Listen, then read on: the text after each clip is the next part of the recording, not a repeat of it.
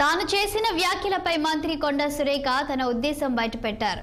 మహిళా నాయకుల పట్ల ఓ నాయకుడి చిన్న చూపు ధోరణి ప్రశ్నించాలన్నదే తన ఉద్దేశమని ఆమె ట్వీట్ చేశారు.